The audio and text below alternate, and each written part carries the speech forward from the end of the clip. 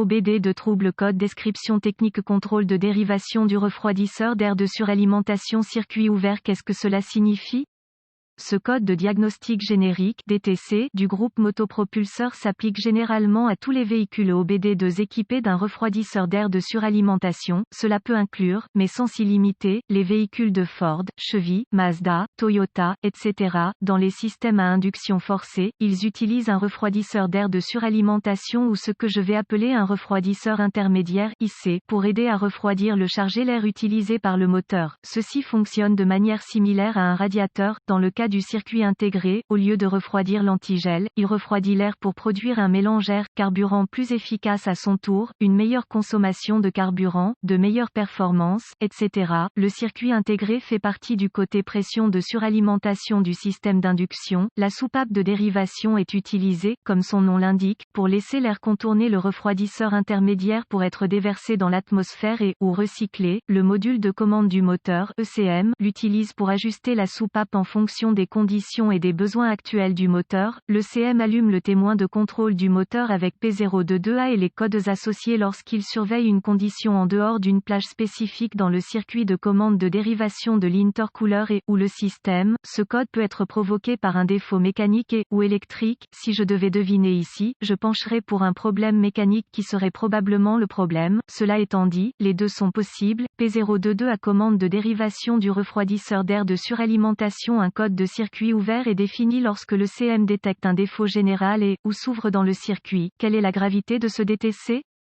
La gravité dans ce cas serait modérée. Vous ne voulez pas laisser ce problème sans surveillance car il pourrait évoluer en quelque chose de beaucoup plus grave assez rapidement. Gardez à l'esprit que les problèmes ne s'améliorent pas avec le temps, à moins qu'ils ne soient corrigés. Les dommages au moteur sont chers, presque à chaque fois, donc si vous avez épuisé vos capacités, apportez le véhicule à un centre de réparation réputé. Quels sont certains des symptômes du code?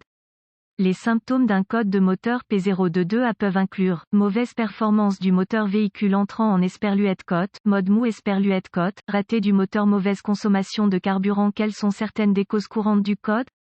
Les causes de ce code peuvent inclure vanne de dérivation bloquée ouverte, fermée, obstruction dans la plage de mouvement opérationnel de la vanne de dérivation ouvert dans le circuit P022A, faisceau de câblage cassé ou endommagé fusible, relais défectueux, problème de CM, problème de broche, connecteur, par exemple, corrosion, languette de verrouillage cassée, etc. Quelles sont les étapes de dépannage du P022A?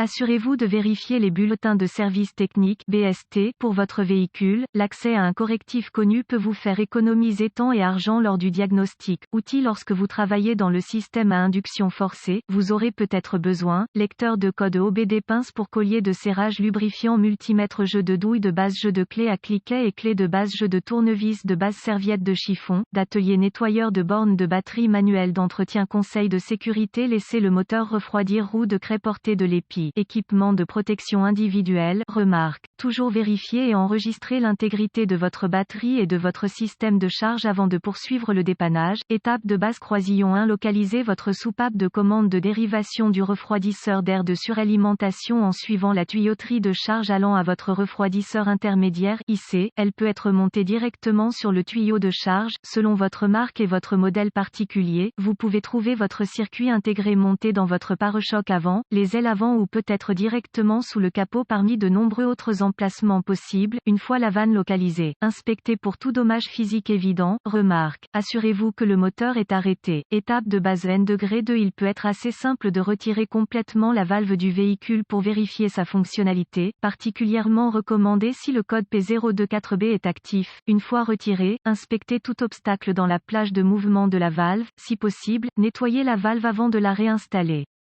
Remarque, référez-vous toujours au manuel d'entretien d'abord car cela peut ne pas être possible ou recommandé d'ailleurs sur votre véhicule. Conseil de base N°3. Le faisceau de la soupape de dérivation peut être acheminé à travers des zones exposées aux éléments. Ces zones doivent être inspectées de près pour détecter les entailles, les coupures, les signes de corrosion, etc. dans les fils impliqués dans le circuit. Remarque. Assurez-vous de déconnecter la batterie avant d'effectuer toute réparation électrique. Étape de base N°4. En fonction de votre outil d'analyse, vous pouvez vérifier la fonctionnalité de la vanne en la contrôlant et en observant son amplitude de mouvement. Si accessible, vous pouvez déconnecter une extrémité de la valve pour avoir une vue des pièces mobiles. À l'aide de votre outil d'analyse, ouvrez complètement la vanne et fermez-la tout en observant le fonctionnement mécanique de la vanne elle-même. Si vous remarquez que la valve colle et que rien ne l'obstrue, la valve est probablement défectueuse. Dans ce cas, vous pouvez essayer de le remplacer. Assurez-vous que le fabricant recommande également une nouvelle valve dans ce cas. Reportez-vous au manuel. Étape de base N-5. Vous voudrez exclure tout problème électrique dans le faisceau impliqué. Pour ce faire, vous devrez peut-être le déconnecter au niveau de la vanne et de l'ECM, à l'aide de votre multimètre. Vérifiez l'intégrité du circuit en effectuant de nombreux tests électriques de base, C, AD, continuité. Si tout se vérifie, vous pouvez effectuer certains tests d'entrée en testant le connecteur au niveau de la vanne pour vérifier la fonctionnalité ECM avec la vanne.